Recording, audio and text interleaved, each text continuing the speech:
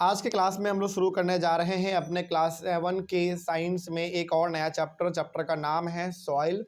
ये हमारे chapter number 9 होने वाले हैं। इसके पहले हम लोग चैप्टर नंबर 1 से लेकर 8 तक डिस्कस कर चुके हैं और आज के क्लास में हम लोग क्लास 7 के साइंस के अंदर हम लोग डिस्कस करेंगे अपना एक और नया चैप्टर का नाम है सॉइल। यानी कि चैप्टर में पूरी तरीके से हम लोग बात करेंगे सॉइल के बारे में, यानी कि मिट्टी के बारे में। किसके बारे में? मिट्टी के बारे में। अब चूंकि मिट्टी के बारे में हमारा चैप्टर होने वाला है तो ऑब्वियस सी बात है हर प्रकार की मिट्टी के बारे में भी पढ़ेंगे। मिट्टी कैसे बनता है, मिट्टी हमारे लिए कितना इम्पोर्टेंट है कि नहीं, मिट्टी का इस्तेमाल किन किन चीज़ों के लिए होता है, ए टू जेड कुछ हम लोग मिट्टी के बारे में जानकारी यहाँ पे लेने वाले हैं। तो आइए शुरू करते हैं अपना चैप्टर। सबसे पहला हमारा कुछ इंट्रोडक्शन है, उस इंट्रोडक्शन को पहले हम लोग समझ लेते हैं, फिर आगे बढ़ेंगे तो चैप्टर आपके लिए और ईजी हो जाएगा।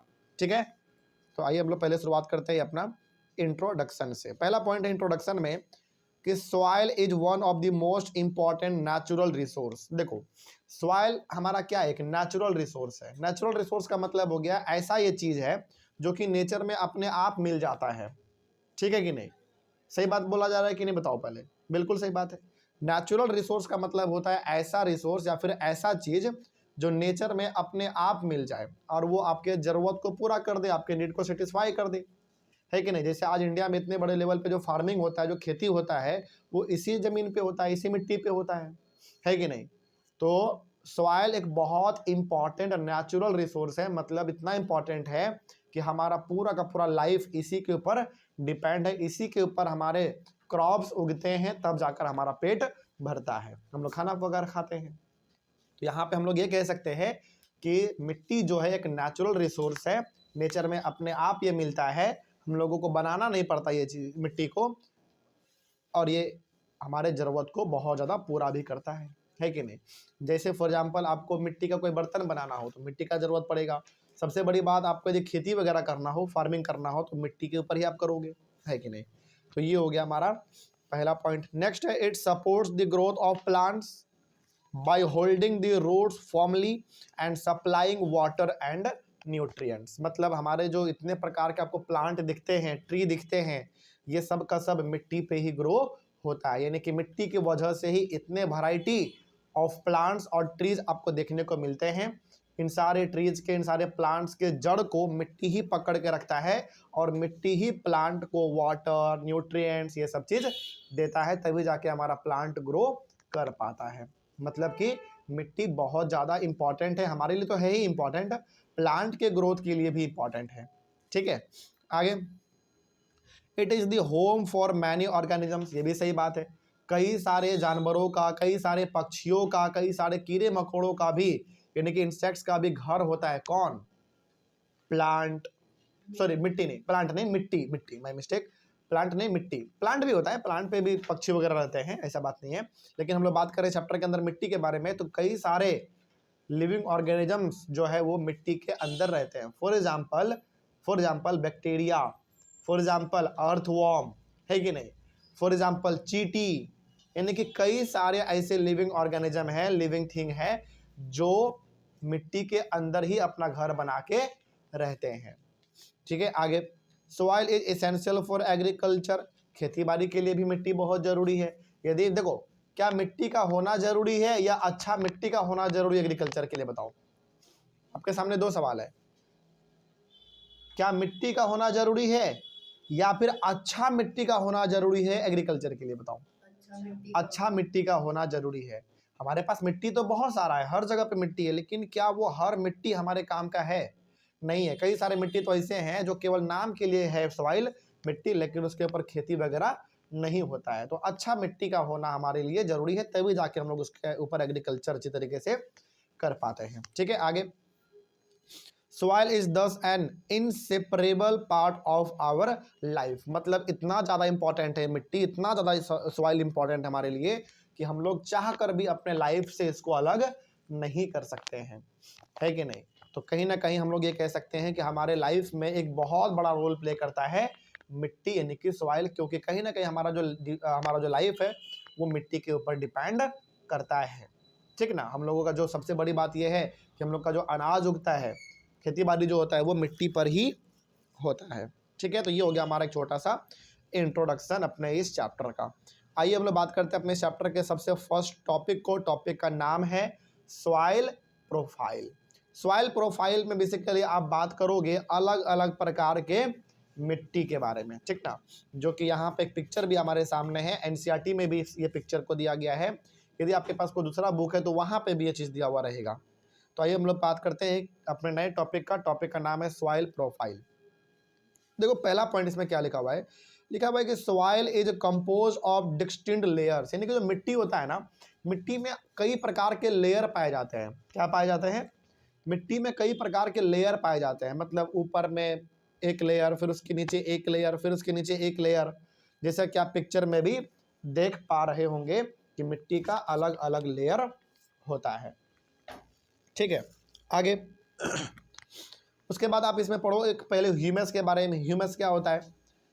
The rotting dead matter in the soil is called humus. देखो कुछ ऐसे चीज होते हैं ना जिसको यदि हम लोग मिट्टी में फेंक देते हैं तो कुछ दिन के बाद आप देखते हो कि वो सड़ जाता है, गल जाता है और मिट्टी का रूप ले लेता है। फॉर एग्जाम्पल हम लोग अपने घर का सब्जी का छिलका हो गया, फल का छिलका हो गया, है कि नहीं, फिर से गाय का गोबर हो गया, है ना, फिर से पेड़ के पत्ते हो गए, टहनी हो गए, इन सब चीज़ों को जब हम लोग मिट्टी में फेंक देते हैं ऐसे ही, तो कुछ दिन के बाद आप देखते हो कि ये सब क्या हो जाता है, सड़ जाता है, गल जाता है, छोटे छोटे टुकड़ों में डिवाइड हो जाता है और अल्टीमेटली मिट्टी में ही हमारा ये मिल जाता है। तो इस प्रकार के चीज़ों को हम लोग कहते हैं ह्यूमस।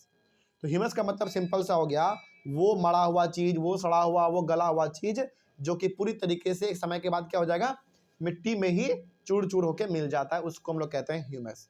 तो क्या बताइए, मिट्टी में ह्यूमस होता है कि नहीं होता है?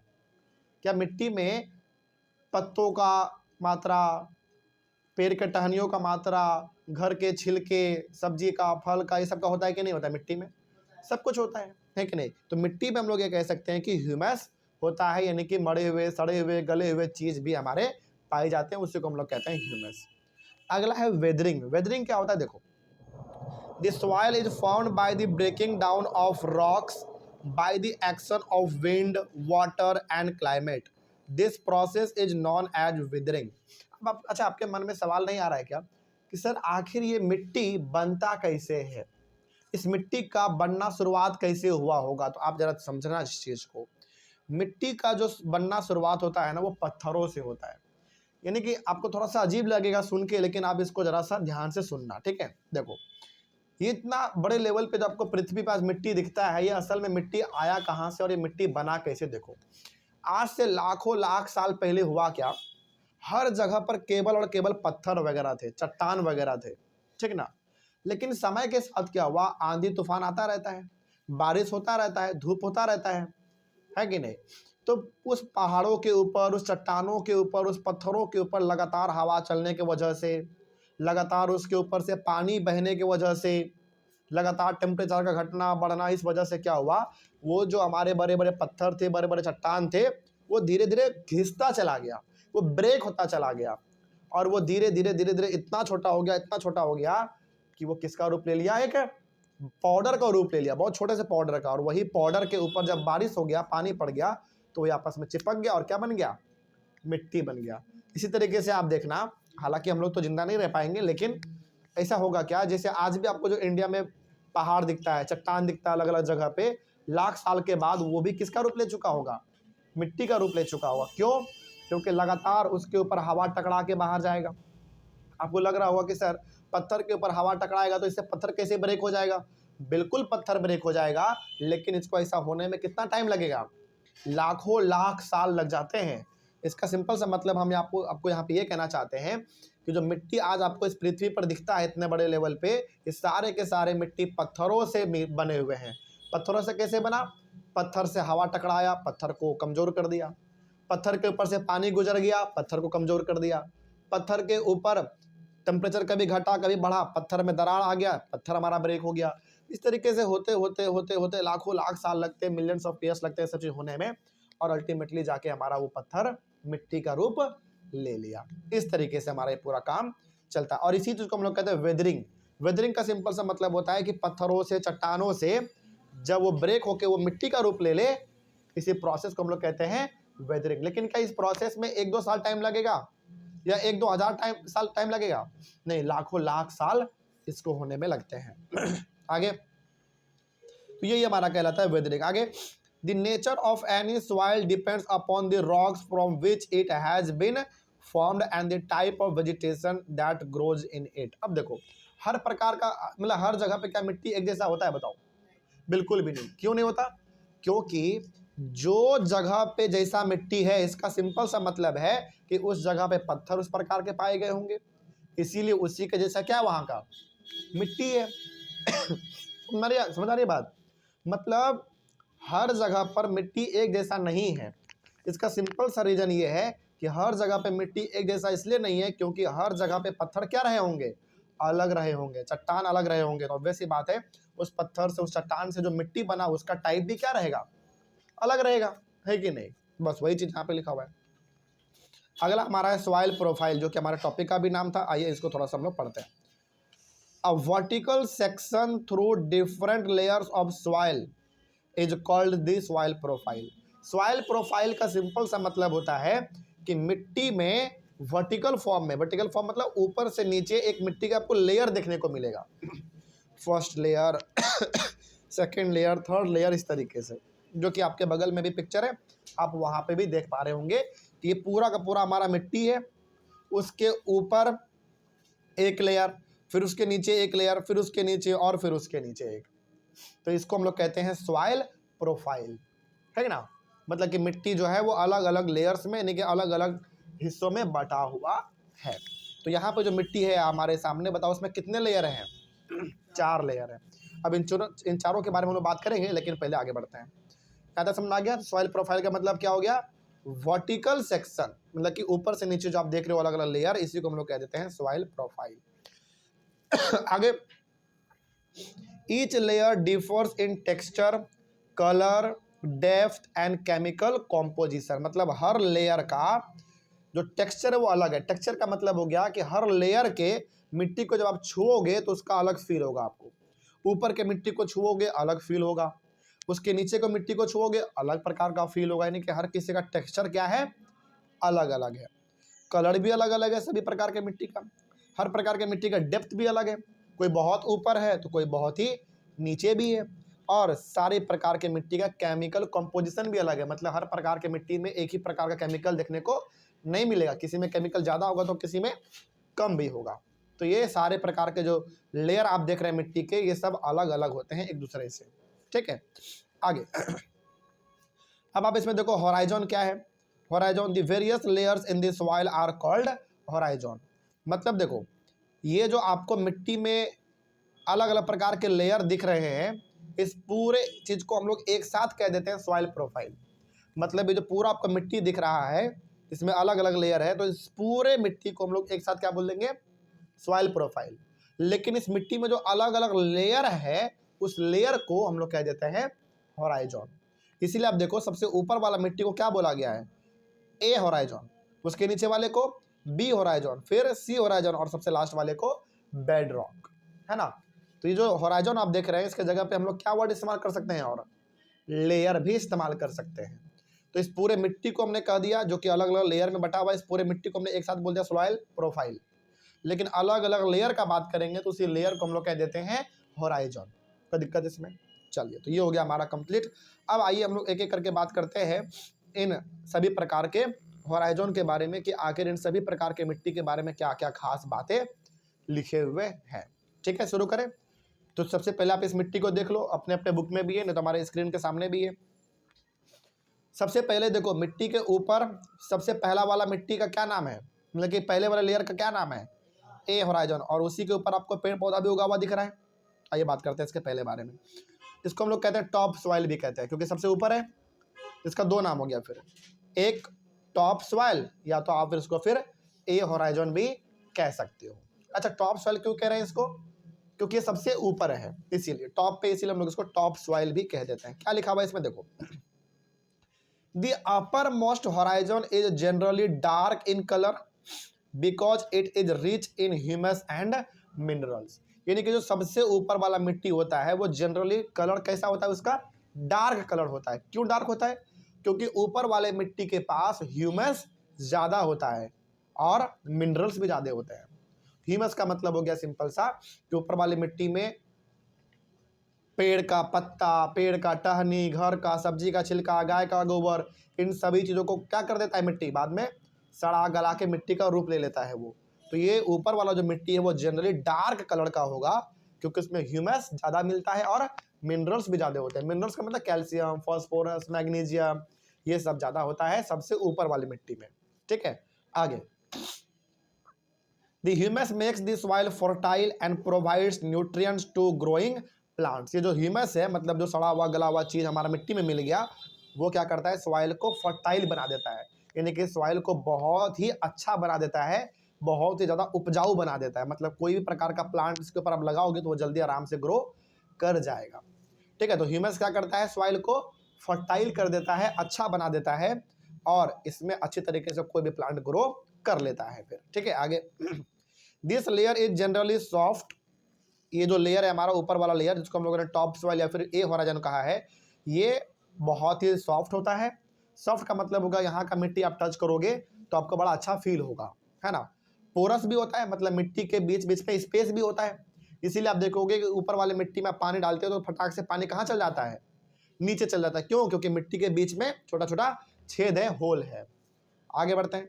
एंड रिटेन मोर वाटर, और सबसे ज्यादा पानी यही ऊपर वाला मिट्टी लेता है। समझ रही बात? आगे बढ़ते हैं।